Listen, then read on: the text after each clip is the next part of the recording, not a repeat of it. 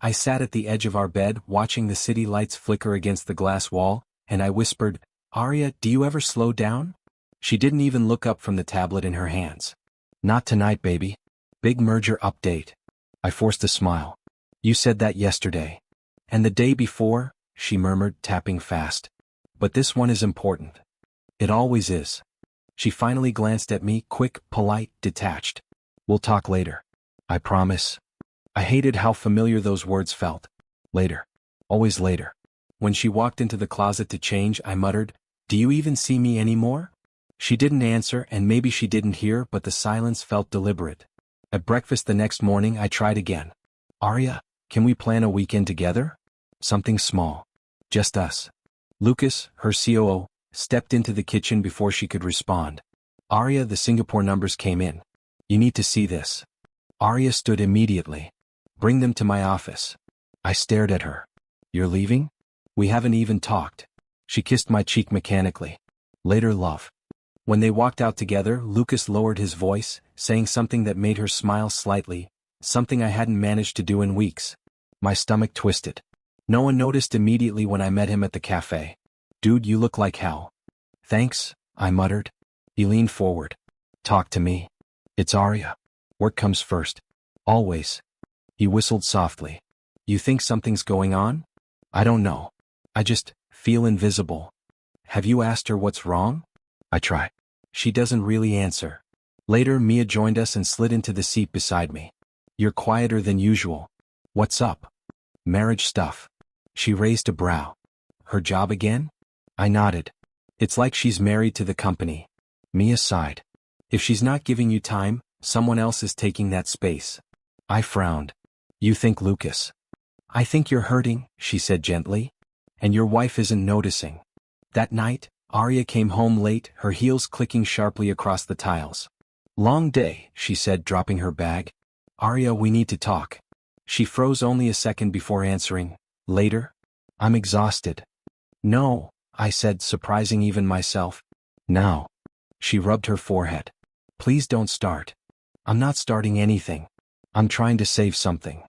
She sighed heavily. "You're overthinking. Everything is fine." I laughed bitterly. "Fine? We barely speak. We're both busy." "I'm not," I snapped. "I'm right here. You just don't look." Her expression hardened. "I have responsibilities." "So do I.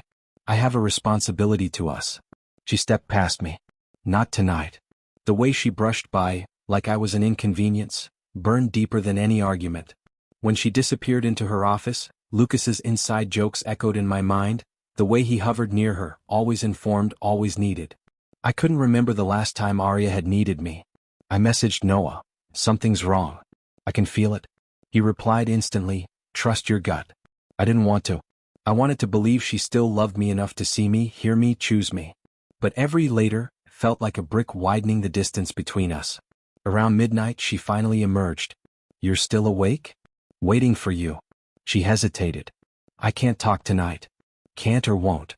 She didn't answer. When she turned away again, something inside me cracked. Not loudly but quietly, like the first fracturing glass before it shatters. And I knew, with a heaviness I couldn't shake, that something in our marriage was slipping out of my hands. I stayed on the couch, staring at the door she'd closed. The longer it stayed shut, the more it felt like a wall she'd built while I kept pretending it was temporary. I whispered, "What happened to us?" In the morning, when she rushed around grabbing folders, I asked, "Arya, do you even miss me?" She frowned. "Why would you say that?" "Because I feel like a ghost here." "You're overthinking," she said, but her voice lacked conviction.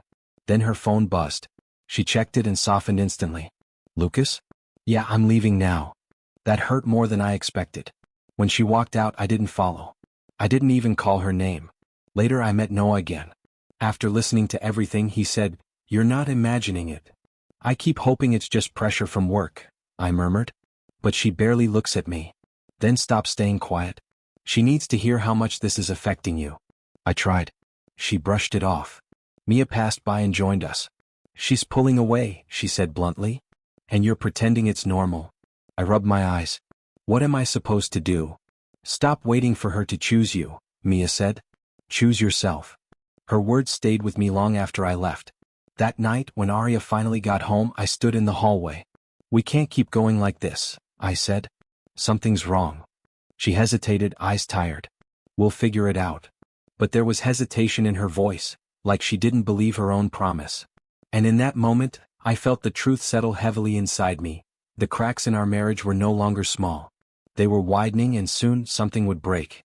I stood there, unsure whether to reach for her or step back, caught between hope and a fear I could not ignore. I stood outside Arya's building holding her favorite takeout, telling myself, "This will help, we just need one good moment." The lobby guard nodded as I walked in, and I whispered, "Please, let tonight be different." On the top floor, her office door was slightly open. I lifted my hand to knock, but stopped when I heard her voice. "Lucas, you can't keep saying things like that," she said, low and tense. Lucas replied, "I'm only saying what you refuse to admit." My chest tightened. I leaned closer. He continued, "He doesn't understand your world, Arya. He slows you down." Arya sighed. "Don't start. Then tell me I'm wrong." There was a long pause. My heart hammered painfully. "You know I can't say that," she whispered. My breath caught. I pushed the door open before I could think. "Can't say what?" Arya jerked back like she'd been burned. "What are you doing here?" I lifted the food weakly. I brought dinner." Lucas crossed his arms, unbothered. "He's early." I glared at him. "I'm her husband. I don't need an appointment." Arya stepped between us. "Stop it. Both of you." "I heard what you said," I told her. "What does he mean, that I slow you down?" She rubbed her temples. "It's work talk. You misunderstood." "Then tell me what I misunderstood." Lucas chuckled under his breath. The sound made something inside me snap. "What's funny?" I demanded. He shrugged. "Nothing. Just timing." "Lucas, leave," Arya said sharply. He walked toward the door, brushing past me. "Good luck," he whispered smugly. When the door closed, I turned back to her. "Arya, what's going on between you two?" She stared at me like I had insulted her. "Are you serious right now? You're hiding things. You're closer to him than to me. That's ridiculous." "I heard you." She threw her hands up. "You're insecure. Again." "Insecure?" I repeated, stunned. "I'm your husband. Am I not allowed to question anything?" "You always question the wrong things," she snapped. I blinked, feeling like the floor shook beneath me. "All I want is honesty." "You want drama," she said coldly. "You want attention." I stepped back. "What?" She jabbed a finger toward the door. "You barged in here assuming the worst. You embarrassed me in front of my COO. And he gets to talk about me like I'm a burden? And you say nothing? Because he understands the pressure I'm under." I swallowed hard. "And I don't." "No," she said simply. "You don't." Her words cut deeper than shouting ever could. "So Lucas does?" I asked quietly. She hesitated. It was small, but it was enough. "Arya." Her voice hardened. "Stop twisting things. You're acting weak." The word crushed me. "Weak." "I'm trying," I whispered. "I'm trying to save us." "Then grow up," she said. "Stop imagining betrayal where there isn't any." "But you're hiding something." "I'm hiding nothing," she snapped. "You just can't handle my work relationships." "That's not fair." She turned away. "I don't have time for this." I stared at her, feeling something inside me collapse. "Do you even love me anymore?" She froze. "I don't want to do this conversation. That doesn't answer the question." "I'm tired," she said. "Go home." I laughed bitterly. "Home? You mean the place where I wait alone for someone who barely notices I exist?" Her eyes flickered with something, annoyance, not guilt. "You're making everything worse." "I'm trying," I repeated softly. "Try harder," she murmured, sitting back at her desk. I stood there for several seconds, waiting for her to stop me, call my name, look at me with something other than irritation. She didn't. I walked out slowly, each step heavier than the last. Outside the building, the cold air hit my face. I didn't know where I was going, so I just walked. My phone buzzed. "Mia." "Where are you?" she asked. "At Arya's office." "Did you talk?" I overheard her and Lucas. "Oh God, what did you hear?" "Enough." My voice cracked. "Talk to me," she said gently. I confronted her. She called me insecure. "Weak." Said I'm imagining things. "She said that?" Mia's voice was filled with disbelief. "Yeah. And Lucas." He just stood there, smirking. "I'm so sorry," she whispered. "I don't know what hurts more," I said, What I heard, or how quickly she blamed me? What did you want her to say? I wanted her to choose me, I whispered. Just once. Mia stayed silent a moment before saying, "Come over. You shouldn't be alone." "No," I murmured. "I need to think." A raindrop landed on my cheek. Then another. Within seconds the sky opened up and rain poured down. I didn't move. "Are you still outside?" Mia asked. "Yeah." "Go home," she pleaded. "I don't even know where home is anymore." "Don't say that." "It's true." My voice shook. I walked in hoping to fix something. Instead, I realized I was the only one trying. "You don't deserve this," she said firmly. "Arya is wrong for treating you like that." I closed my eyes. "I don't know what to feel." "Heartbroken," she said softly. "And you're allowed to be." The rain soaked my clothes, my hair, everything. I didn't care. Mia whispered, "You're not weak. You're hurting." "I feel like a stranger," I whispered, "in my own marriage." I hung up slowly and looked up at the tower where Arya worked, its lights bright against the storm. Somewhere up there she was probably sitting beside Lucas, going over numbers, acting like nothing happened. And there I was, soaking, shaking, alone.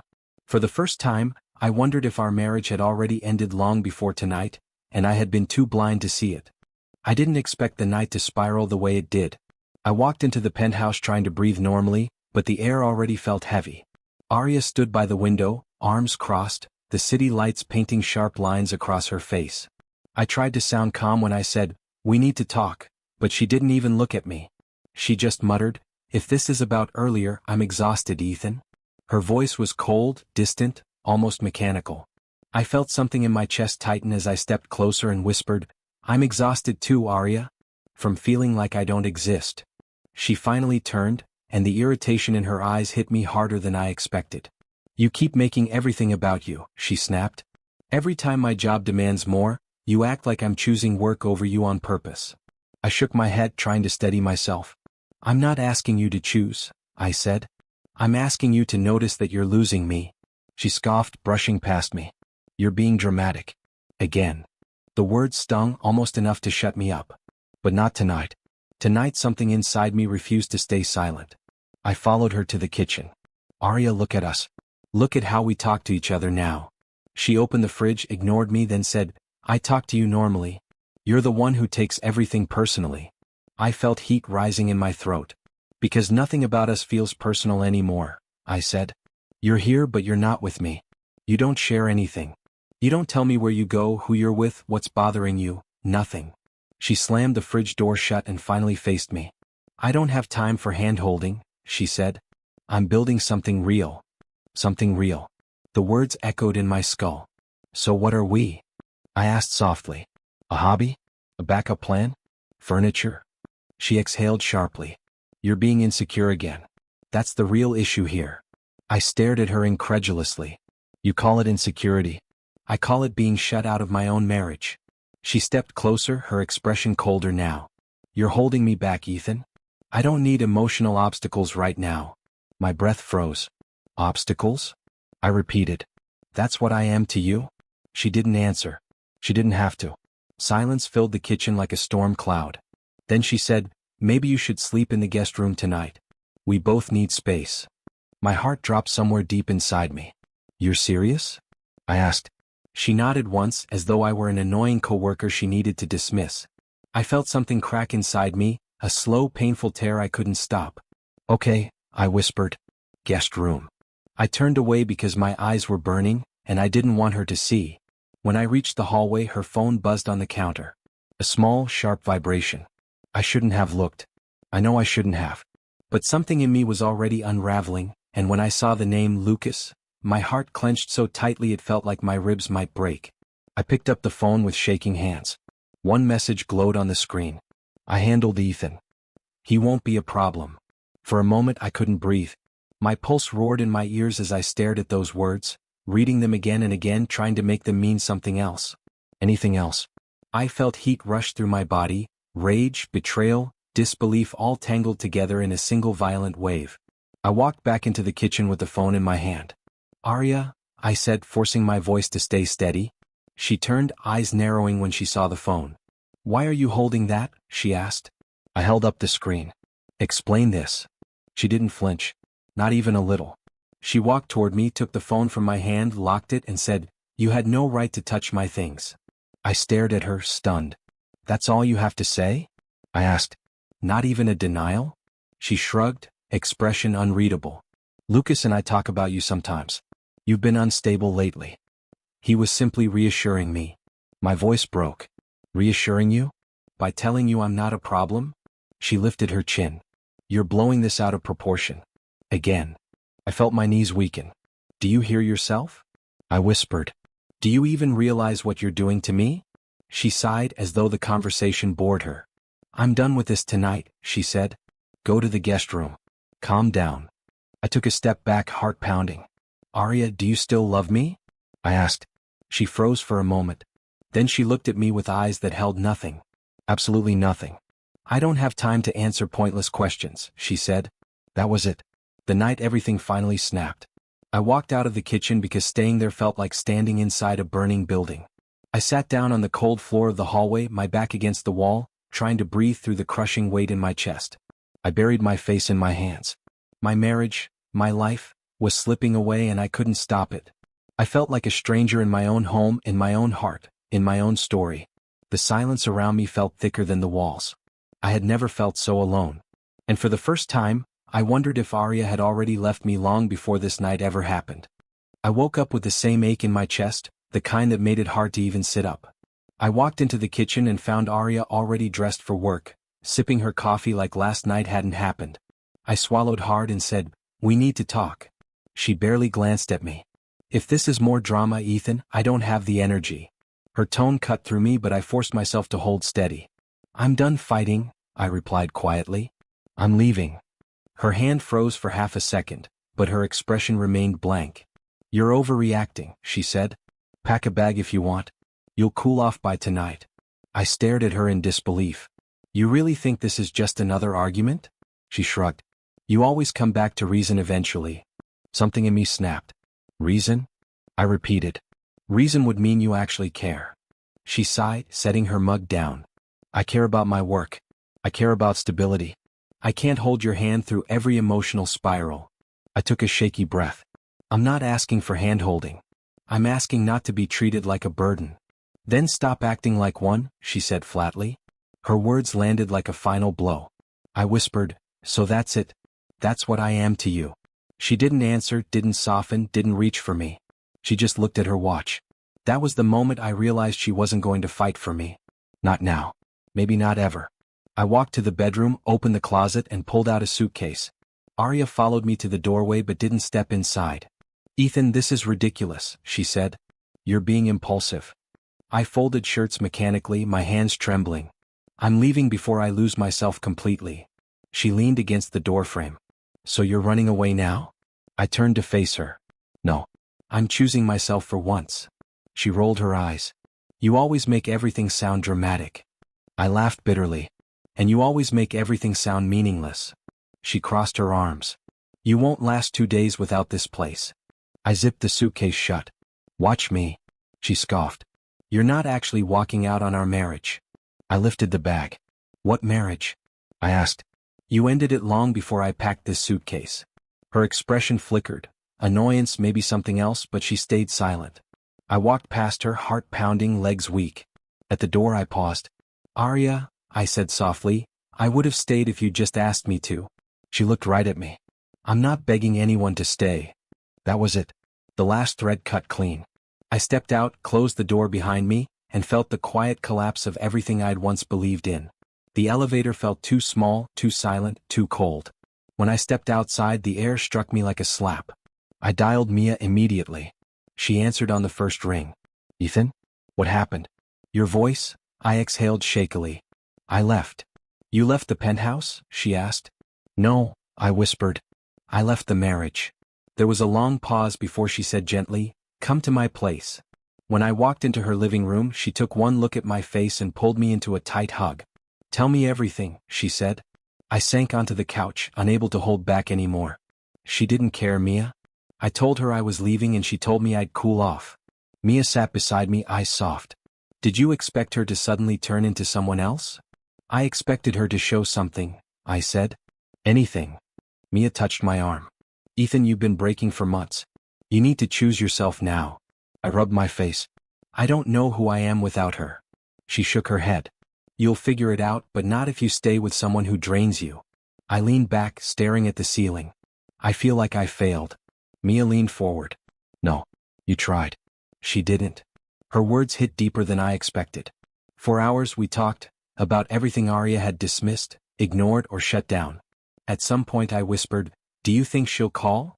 Mia hesitated before saying, "If she does, it won't be because she suddenly cares. It'll be because she hates losing control." That stung because I knew she was right. The next morning I booked a long-term rental in a small, quiet town 2 hours away. Forest, lakes, silence, things I'd forgotten existed. Mia helped me load my luggage into her car. "Are you sure about this?" she asked. "I need to breathe," I said. "I can't do that there." On the drive she said, "Talk to someone professional.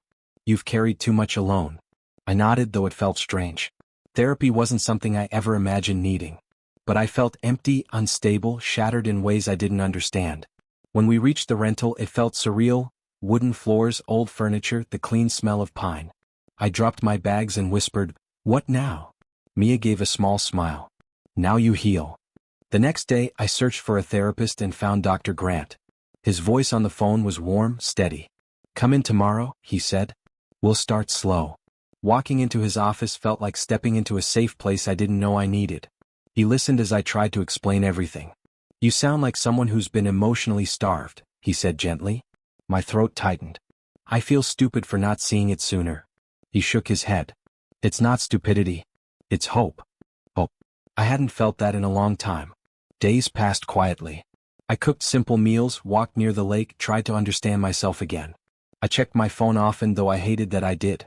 Arya called once, one missed call, no message. Then nothing. I stared at that single missed call for an hour before finally turning off my phone. She never cared, I told myself. But deep inside something whispered, then why did she call at all?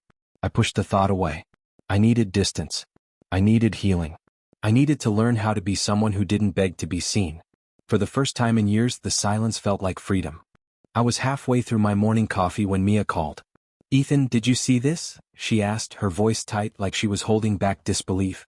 "See what?" I asked, already feeling a tight knot form in my stomach. "Arya's company, it's all over the news," she said. "Stocks are plummeting. Investors are panicking. Lucas is behind all of it." I froze, staring at my mug as if it could explain everything. "Lucas?" I whispered. "You mean the guy who was always in her ear?" "Yes," Mia said. "Apparently he's been making these aggressive changes. Cutting people off, pushing her out of decisions. The board, everyone looks terrified. She's losing control." I couldn't move for a moment. "So, she never had real power anymore?" I asked, my voice breaking a little. "No. Lucas was running the show while she thought she was in charge," Mia said, her words sharp with frustration. "It's shocking, Ethan. Absolutely shocking." I ran my hand through my hair, leaning back in my chair. "And she never saw it?" "Doesn't seem like it," Mia said. "She thinks she's still the CEO calling the shots, but everything's collapsing." I swallowed. The news was surreal. For months I'd been quietly rebuilding my life, but part of me had been watching. Not with hope, not with joy, but with curiosity.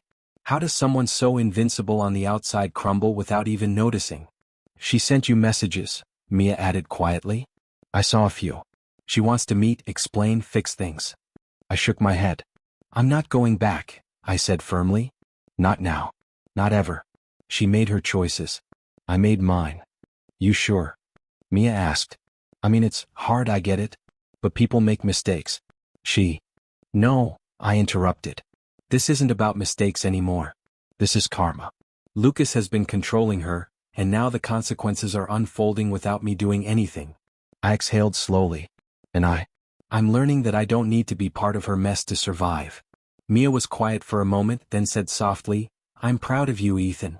You're really changing." I smiled faintly, though a strange ache remained in my chest. "Thanks," I said. "But it's weird. I don't feel happy exactly. I feel reflective. About who I was when I loved her." Mia's voice was gentle. "That's normal. Loving someone leaves marks even when it ends. But look at you, you're not the same man anymore. You're stronger, calmer, awake." I rubbed my temples. Yet, awake, I muttered. But I can't deny I miss a version of myself. The one who believed in her, who thought we had something special. I miss being naive in love. That version of you is still in there, Mia said. But it's smarter now. More careful. You've rebuilt from nothing, Ethan. That's huge. I let out a long sigh. I just keep seeing headlines, hearing about resignations, investors fleeing, lawsuits, all the chaos. And Lucas, he's smiling through it all. But Arya, she looks like she's drowning. Mia's voice was firmer now. Good. She finally understands the cost of letting people manipulate her. And you get to live your life without being part of that. I nodded, though the tight ache in my chest persisted. It's strange, I said. I don't feel vindictive. I don't want her to suffer. But I also don't feel sad. I just watch it happen and think about what I've gained. Distance. Clarity. Some peace. Exactly, Mia said. You're learning that life moves on even when people who hurt you face consequences. You don't need to intervene. I glanced out the window, watching the town wake up around me. Quiet streets, small shops opening, people rushing to work. A world apart from the skyscrapers and boardrooms Arya inhabited. I felt a warmth rise in me, like sunlight after a long storm. I'm slowly getting there, I said. Step by step. Mia chuckled. Step by step is all anyone can do. And look at you, you're doing more than most would. 4 hours we talked about everything, about her messages, about Lucas's rise, about the resignations. I realized I hadn't checked my phone in days. I picked it up and saw several missed calls and texts from Arya. None of them mattered. I ignored them. Not out of anger, not out of revenge, but because I didn't belong there anymore. I belonged here in this quiet town rebuilding me. I laughed softly, almost at myself. It's funny, isn't it? I used to feel desperate to hear from her, to be noticed, to be loved. And now, nothing. Funny, yes, Mia said. And liberating. Yes, I admitted. But liberating has a sting. Sometimes I catch myself thinking about the man I was when I still believed in her. And that man, he was soft. Vulnerable. Maybe too much. Vulnerable can be strength, Mia said. You just learn to protect it better now. I nodded. I guess. Therapy helps. Walking every morning, cooking, doing small things, it all adds up. I feel pieces of myself coming back, though some of the pain lingers. That ache is not for her. It's for the boy I was, the man I thought I needed to be for her. Exactly, Mia said. And that man needed to grow. He needed this distance to see himself. I stared at my hands, turning them over slowly. I don't know if she'll ever understand. Maybe she'll keep thinking she had it all under control. And maybe she never will, Mia said. But you'll be fine. Stronger than ever. And that ache? It'll fade. I smiled faintly, finally allowing myself a quiet moment of satisfaction. Not triumph, not revenge, just understanding. Karma had begun its work without me touching it. And I, for the first time in years, felt like I could breathe. The knock at the door was tentative, almost hesitant. I paused mid-sip of my coffee, staring at the small worn rug beneath my feet. Who? I started, my voice trailing off. Ethan, came the soft, trembling reply. I froze. That voice. I hadn't expected it, not here, not now. I set the mug down carefully and opened the door. Arya stood there, her hair messy, eyes red-rimmed, trembling hands gripping her bag like a lifeline. Please, just let me in, she whispered. I stepped aside, letting her into the small apartment. You found me, I said, keeping my tone neutral. I had to, she stammered, looking anywhere but at me. I need to explain everything. I gestured to the couch. Sit. Speak. She sank onto the cushions, hunched, like the weight of the world pressed her into them. I don't even know where to start, she admitted. I was blind, Ethan. You let Lucas control everything, I said calmly. You let him manipulate decisions, people, me. And you watched it happen. Tears rolled down her cheeks. I didn't know. I thought I was protecting us, protecting myself. He twisted everything. He made me believe I was weak for loving you, for needing you. I folded my arms, sitting across from her, listening. My heart fluttered, but I stayed steady. And yet you still pushed me away, I said. I was scared, she cried. Scared of losing control, scared of showing vulnerability. I didn't want to be weak, Ethan. I thought pushing you away was the only way to stay strong. I inhaled slowly, letting the words sink in. So your idea of strength was letting me suffer? Her head hung low. I didn't see it at the time. I was so consumed with fear and pride. I didn't realize I was losing you. She looked up, her eyes desperate. I am losing you, aren't I? I'm not sure what I am anymore, I admitted. I'm here listening, but the man who begged for a chance, he's gone. She flinched, the raw honesty hitting her. Do you hate me? I paused, choosing my words carefully. No, I don't hate you. I'm just done hurting. Her shoulders slumped. Done hurting? She echoed, like tasting a bitter truth. I thought if I explained you'd understand, you'd forgive? I shook my head slowly. Understanding doesn't fix what happened. Forgiveness doesn't erase the years of distance, the sleepless nights, the feeling of being invisible in my own life. I know, she whispered. And I don't expect you to forgive me. I needed you to know the truth. Lucas, he lied, manipulated, made me doubt everything, even my love for you. I was trapped in a maze I built for myself. I remained silent for a long moment, letting her words fill the apartment. The storm outside mirrored my emotions. Heavy rain tapping against the windows, clouds blotting out the sun, tension hanging in the air. She took a shaky breath. I begged, I chased, I shut down everything when I lost you. I thought if I could make you see me, if I could control it all, we'd survive. But I failed. You failed me when I needed you, I said quietly. I needed a partner, not a shadow of someone afraid of their own heart. Tears fell freely now, and she wiped them angrily with the back of her hand. I didn't want to hurt you, Ethan. I never wanted to lose you. You did lose me, I said softly. And even now I feel empathy, Arya. But empathy isn't enough to go back. Her lips quivered. I don't deserve it, do I? No, I said honestly. You deserve accountability.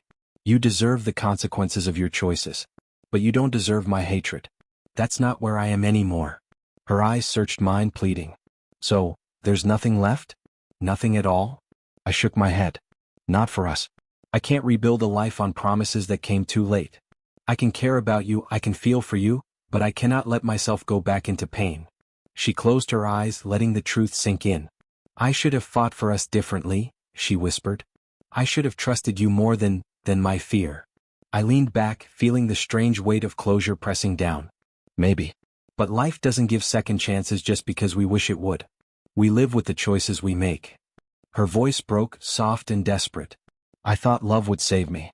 I thought we could survive anything. But I see now, it was me who didn't survive me. I understand, I said, my tone calm, resolute. And I wish you strength. But I am not part of your survival anymore. She looked at me one last time, tears glistening in her eyes, broken and raw. Do you hate me? She asked again, barely audible. I shook my head. No, I don't hate you. I'm just done hurting. Her shoulders slumped, the fight leaving her body. I hope you find peace, she whispered. Even if it's not with me. I nodded. I will. You should too. Learn from this. Grow. She didn't argue. She didn't beg. She simply stood, slowly gathering herself, and walked to the door. Her hand lingered on the knob before she finally stepped outside.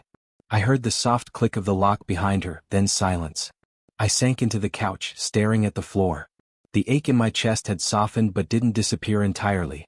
Empathy had replaced anger, understanding had replaced despair, but the space between us was unbridgeable now. For the first time in months I felt calm. I was free. I first saw the news on my phone while sipping my morning coffee. The headline read, CO Arya Hale shuts down empire to find missing husband. I blinked, rereading it, thinking it must be a joke. But the photos were real. Arya, phone pressed to her ear, walking through an empty office lobby, her heels echoing on the polished floors. I muttered, she's serious. Dr. Grant, sitting across from me, raised an eyebrow. You've been keeping up with the news? I shrugged. I can't help it. It's her. She shut down a multi-billion-dollar company because of you? He asked, incredulous. Apparently, I said. She's gone everywhere we ever went together. Cafes, galleries, even that little park by the river. She's desperate. Dr. Grant leaned forward. And how does that make you feel? I exhaled slowly. Confused. Stunned. And a little guilty. You shouldn't carry guilt for leaving someone who hurt you, he said gently. I know, I admitted. But seeing her like this, it's like the Arya I thought I knew is gone, replaced by someone I don't recognize. And yet, I see glimpses of the woman I loved. It's hard to reconcile. I checked my phone again. Notifications were exploding, staff resignations, investor statements, Media frenzy. The CEO who lost everything for love was trending globally. I rubbed my eyes. She's paying the price. All of it. Dr. Grant nodded. And are you glad? Or is it more complicated than that? I hesitated. It's complicated. I feel relief but also sadness. She's chasing a ghost, and it's unraveling her world. I didn't wish this. But part of me can't deny that it's just karma, I guess. Then my phone rang. It was Mia. Ethan, have you seen this? I tapped the screen. A video from Elena, the journalist we'd met a few months ago, played. Lucas, caught in confidential company files, was exposed as the one who orchestrated multiple sabotages. Investor meetings, employee bribes, false press releases, he did it all. I couldn't help a small smirk. Finally. Mia's voice was calm but satisfied. Justice. But Arya is still hurting.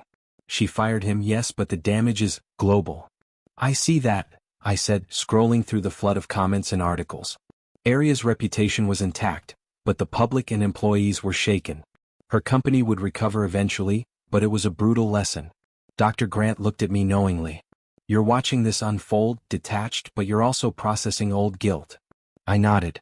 I carried so much blame for leaving her. I blamed myself for the fights, for the distance, for everything. But now I see she created her own consequences. It's still painful to watch, but I don't feel the weight as much. Mia called again. She went to the park we used to visit on Sundays. She asked every cafe if I'd been there. She's relentless. I couldn't help the tiny laugh that escaped me. She never gave up. Do you want to see her? Dr. Grant asked. No, I said firmly. I don't want to be found. This has to be her lesson, not mine. She'll come to terms with herself eventually. The rain started tapping against the window. I watched the drops slide down the glass, thinking about all the mornings we spent together, all the conversations, all the arguments. Arya's obsession with me now felt like a mirror showing everything I'd lost, not just with her but with myself before I left. Elena's video kept playing. Lucas, smug at first, now looked cornered, humiliated, and defeated. The public knew the truth. Investors demanded his resignation immediately. I muttered, he got what he deserved. Finally. Dr. Grant smiled faintly. And Arya? I shook my head. She'll survive. But it's going to be brutal. She's proud, she's determined, and she has to face her own mistakes. Watching it, it's like seeing a storm I once feared now crash and recede. Mia's voice softened. I know it's hard to watch. But Ethan, you've done the right thing. You chose yourself. I closed my eyes. I did. And I don't regret it. But it still hurts to see someone I cared about spiral. Dr. Grant leaned back. It's part of moving on. Empathy without self-destruction. You're learning to feel compassion without being consumed. I nodded slowly. I think I'm finally letting go of the weight I carried for so long. I don't need to fix her, save her, or come back. I can just witness. The headlines continued to flood my phone. Arya's search, Lucas's exposure, the staff resignations, the public outrage. I felt detached yet attentive, like watching a play I had no part in but couldn't look away from. Mia sighed softly on the other line. It's over for you, Ethan. But it's just beginning for her. I know, I said quietly. And maybe that's how it should be. She'll learn what I learned the hard way. Love isn't control and power isn't protection. I leaned back in my chair, staring at the rain. The guilt, the heartbreak, the anger, they were still there but lighter, manageable. I whispered to myself, she has to find herself now. I found me. Somewhere in the distance, Arya's heels clicked against the pavement. She was searching, relentless as always. But I stayed inside, calm, patient, and free. Finally, I allowed myself to smile. The knock at my door was soft, tentative, almost hesitant. I didn't look up immediately. Part of me expected another solicitor, a mistake, someone wanting something from me. Then I heard it. Ethan, it's me. I froze. The voice was familiar, unmistakable. Arya. My chest tightened, but I didn't rise. I let the silence stretch a moment, measuring whether I wanted this encounter. You can ignore me if you want, she continued softly. I need to say something. I finally looked up. Her hair was pulled back, her eyes tired, shadows beneath them. She wasn't the fiery, untouchable CEO I knew. She looked human, fragile, maybe even broken. I'm listening, I said, my voice calm but measured. Arya took a shaky breath. Ethan, I owe you the truth. No excuses this time. No work, no Lucas, no stupid pride. I hurt you. I failed you. And I'm sorry. I'm so sorry. I stayed silent for a moment, letting the words settle, letting the weight of months, maybe years, compress into this single apology. I didn't feel anger anymore, not like before. Only clarity. I've waited to hear that for a long time, I finally said. But it doesn't undo anything, Arya. It doesn't bring back the nights I cried alone, wondering if I was invisible to the person I loved most. Her eyes glistened, but she didn't flinch. I know I destroyed so much between us. I can't change the past. But I needed to be honest before I lost the chance entirely to say it. I nodded slowly. It matters that you're honest now. But honesty doesn't mean I can go back. I can't. I wouldn't be me if I returned to that life. I changed. I grew. Tears threatened to spill down her cheeks, but she swallowed them. I see it. You're different, stronger. I can feel it. And I'm proud of you, even if it took me too long to realize it. I allowed a small, almost imperceptible smile. It's strange, isn't it? How pain can shape someone. You made me suffer, yes, but you also made me see what I could become if I chose myself first. If I chose to be free from someone who didn't value me properly. Arya bit her lip, voice trembling. Do you hate me? I shook my head. I don't hate you. I can't. You were part of my life, and the lessons I learned, they were painful but necessary. I'm grateful for the truth finally, but I can't go back. Not now, not ever. She stepped closer, tentative, as if afraid I might vanish. I wish I could undo it all. The betrayal, the distance, the coldness. I wish I'd realized sooner that losing you was my fault. I know, I said softly. And you did realize. Maybe too late for us, but not too late for yourself. I hope you can find peace, Arya. Really, I do.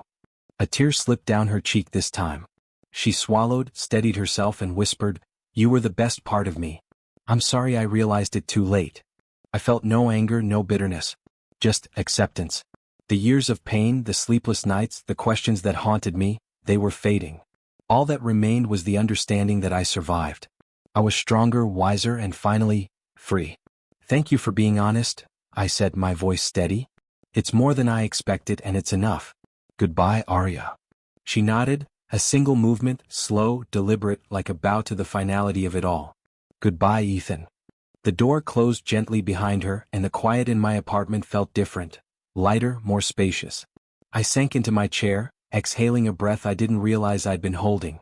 It wasn't the release of triumph over her, nor revenge. It was the release of myself, from resentment, from heartbreak, from the person I used to be. I picked up my coffee again, now cold, and smiled. A small, real smile, unforced. For the first time in years, I felt at peace. The freedom wasn't about her. It was about me. My choices, my growth, my life unshackled from someone who never truly saw me. I thought of the journey, the arguments, the tears, the loneliness, the confrontation with truth. Every moment had led to this calm, this clarity. I had loved, I had lost, I had learned, and I had finally become the man I was meant to be. I whispered into the quiet apartment, This is the end of that story, and the beginning of mine. Later, I walked to the balcony, looked at the skyline stretching into the night, and felt it, the kind of peace that comes when you've truly let go. The past was behind me. The weight lifted. And for the first time in a long time, I could smile fully and freely, knowing that the pain I endured had shaped me into someone stronger, someone whole, someone truly alive. And I knew without a doubt that freedom, not revenge, had been the greatest victory of all. The morning sunlight spilled through the blinds, warm and unassuming. I stretched, feeling muscles I hadn't noticed tense for years finally loosen. The apartment smelled faintly of coffee and new beginnings. I wasn't sure why the smell felt comforting. Maybe because it meant I had stayed up last night planning instead of stewing in regrets. Mia. I called into the kitchen, smiling. Don't tell me you've already taken my mug again. She laughed, that familiar sound that had slowly become part of my life, soothing rather than complicated. I might have. But only because yours always tastes better than mine, she teased, holding up her own cup like a trophy. I walked over and wrapped my arms around her shoulders. You know, it's nice, waking up without thinking about past mistakes or heartbreak. I'm starting to enjoy mornings again. Mia leaned into me. You deserve it, Ethan. You've worked hard to get here. Don't let anyone, even your past, take this from you. I nodded. I know. It's just, sometimes I catch myself thinking about Arya, wondering if I did the right thing. But then I remember every cold look, every dismissive word, and I know I chose me.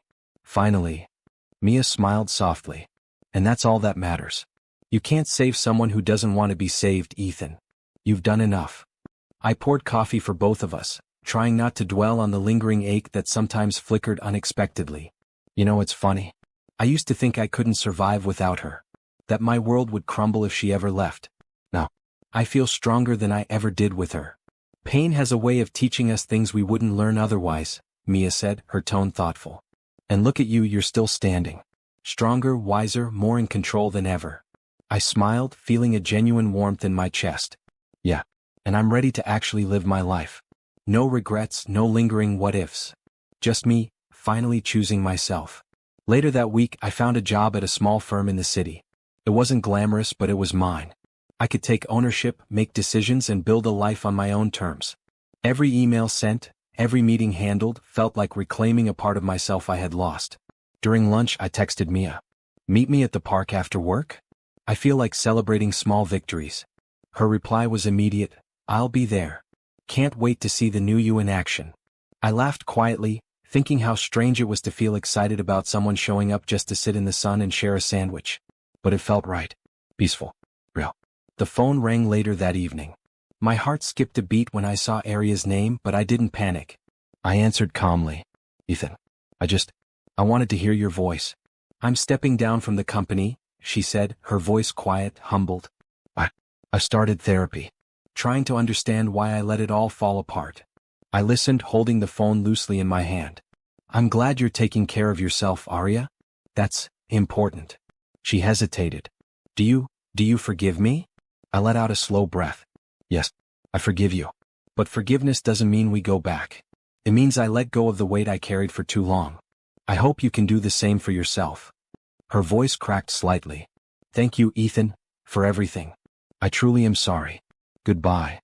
Goodbye, Aria, I said softly, feeling a strange calm settle over me. The conversation ended, but I didn't feel sadness. I felt closure. That night I met Mia at the park. The sunset painted the sky in shades of gold and rose. I took her hand, feeling the warmth and steadiness of someone who wasn't a source of pain or doubt. You okay? She asked, watching me quietly. I am, I said. Better than I've ever been. The past taught me lessons I couldn't have learned any other way. And now, I get to start my life again without carrying anyone else's baggage. She squeezed my hand gently. I'm glad you're choosing yourself, Ethan. You deserve this happiness. We sat there, sharing sandwiches and laughter, watching the sun dip below the horizon. The air was filled with possibility, not regret. As the first stars began to appear, I whispered to myself, this time, I choose myself. And I meant it. The chapters of pain, betrayal, and heartbreak had ended. What lay ahead was mine to write, and for the first time in years I felt truly free.